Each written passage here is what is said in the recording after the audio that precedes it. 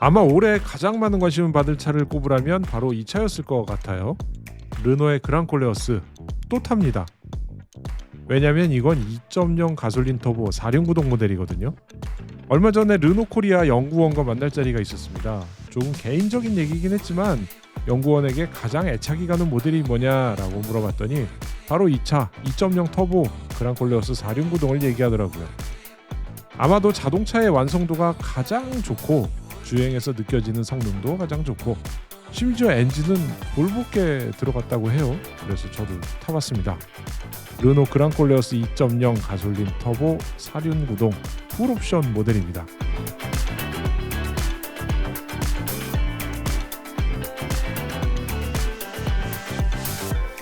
저희의 지난 그랑콜레어스 시즌기에는 구독자 6만의 작은 채널인데도 수백 개의 댓글이 달렸습니다. 그만큼 관심이 많은 차인 것 같아요. 자, 이제 구독자 10만을 향해서 버튼 꾹 눌러주시길 부탁드리고요. 그랑콜레어스 과연 4륜을 살까 2륜 살까 아니면 하이브리드가 좋을까 이런 고민이신 분들에게 장단점을 정리해드릴게요. 오늘의 시승 포인트 4륜구동 모델의 변속기입니다. 2.0 가솔린 터보의 2륜구동 모델에는 DCT 변속기가 들어갑니다. 변속의 느낌이 울컥인다고 해서 호불호가 갈리는 그런 변속기였죠. 그런데 이 차는 8단 자동 변속기를 사용합니다. 승차감이 달라지는데 그 얘기는 잠시 후에 보내드리고요.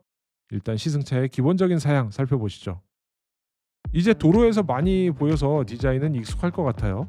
보통 서울 시내를 기준으로 5,000대 정도가 팔리면 가끔 보이는데 11월 말 집계를 기준으로 이 차 15,000대가 넘었습니다. 그래서 이제 자주 보이는 거죠. 12월에도 비슷한 추세였다고 하니까 지금쯤이면 아마 2만 대를 훌쩍 넘었을 겁니다. 길이는 약 4.8m, 폭은 1.9m, 높이는 1.7m, 휠베이스는 2.8m예요. 대략적으로 말하면요. 그러니까 보통의 중형 SUV 평균 크기라고 보면 되고요. 주차할 때도 그렇게 불편하지 않은 정도의 적당한 덩치라고 보입니다. 시승차는 블랙 컬러인데 좋네요. 르노의 고성능 브랜드 알핀의 룩을 옵션으로 추가한 건데 살짝 검은색과 알핀의 블루가 만나면서 세련돼 보입니다. 20인치 휠도 멋진데 이 급에 이 정도면 적절한 선택이라고 보입니다. 자주 말씀드리지만 휠이 크면 승차감이 떨어지고요. 윈터 타이어 끼울 때도 더 비싸서 단점도 있어요. 이 차의 특징으로는 B필러에 4륜구동 배지를 붙였습니다. 문 열 때마다 눈에 딱 띄니까 좋습니다.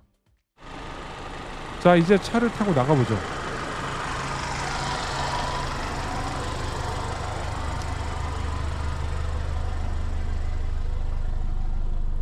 정차 상태에서 약간의 엔진 소음이 들립니다. 앞유리도 이중 접합이고요. 헤드업 디스플레이가 들어가면 차음 글라스로 업그레이드 되는데 덕분에 소음은 아주 약하게만 들립니다. 날씨가 추운 탓인지 시동을 걸었을 때는 소음보다 조금 떨림이 느껴집니다. 주행을 이제 막 시작해서 그런 걸 수도 있어요. 신호대기에서 출발하면 아주 부드러워요. 8단 변속기가 어떻게 체결되는지 모를 정도로 부드럽습니다. 사실 이건 수동 변속하듯이 1, 2, 3, 4 이렇게 순서대로 변속하진 않거든요. 중간중간 건너뛰고 적절한 단수를 찾아가는 형태로 변속을 합니다. 이렇게 기어 레버를 옆으로 밀어서 수동 상태로 주행을 하면은 화면에 작게 현재 기어 단수가 나옵니다. 지금은 일반적인 컴포트 모드에서 가속을 하는 중인데요. 부드럽게 변속 충격 같은 것 하나도 없이 잘 치고 나갑니다. 최대 토크가 2000rpm에서 시작되기 때문에 시내 주행에서는 엔진 회전수를 높게 사용할 기회가 별로 없습니다. 이런 주행 환경이라면 4륜구동인지 잘 모를 수도 있겠는데 조금 더 달려보면 차가 달라지네요. 자, 간선도로로 올라갑니다. 조금 강하게 가속을 하고 달려보죠. 211마력의 출력은 시원시원합니다. 2륜구동하고 엔진 출력은 똑같아요. 하이브리드는 144마력인데 비교하자면 차이가 크죠. 근데 하이브리드는 사실 모터가 130마력이 넘기 때문에 모터의 토크로 강하게 쭉쭉 밀어주니까 가속감은 비슷합니다. 하지만 가속할 때는 세부적으로 말하면 느낌이 좀 달라요.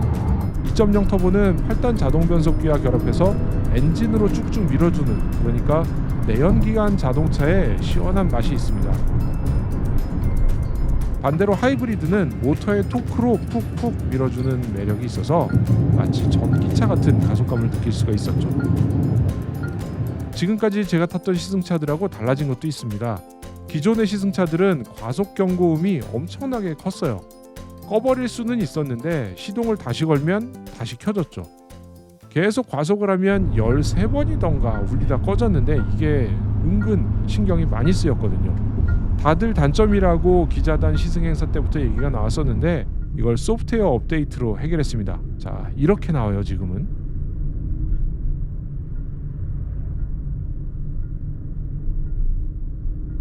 법적으로 과속 경고음은 나와야 돼요.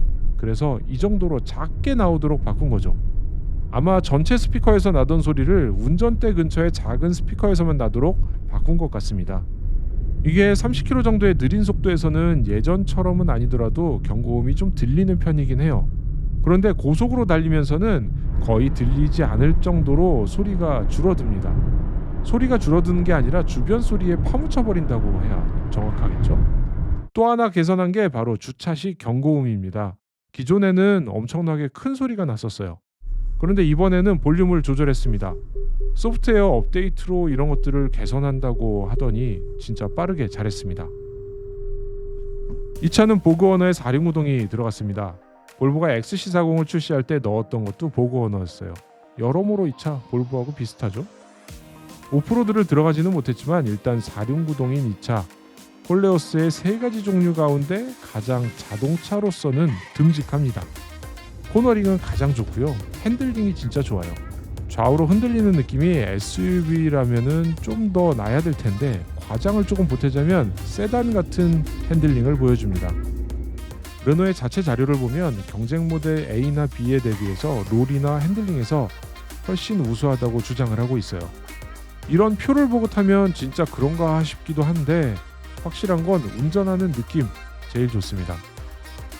제가 하이브리드에서 지적했던 브레이크의 담력이 어색하던 문제, 그것도 이 차에는 없습니다. 브레이크 아주 잘 돼요. 결론적으로 자동차의 완성도로는 4륜 구동 모델이 가장 좋다. 연비가 조금 아쉽지만 그걸 이겨낼 정도로 좋다는 그런 생각이 듭니다.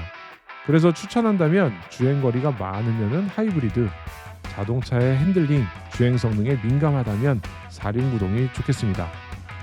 이게 DCT 대비 승차감도 좋고 안정적입니다. 이렇게 해서 그랑콜레오스 하이브리드, 2륜 구동, 4륜 구동 모두 시승을 해봤습니다. 저는 지금까지 오토캐스트 이다일이고요. 감사합니다.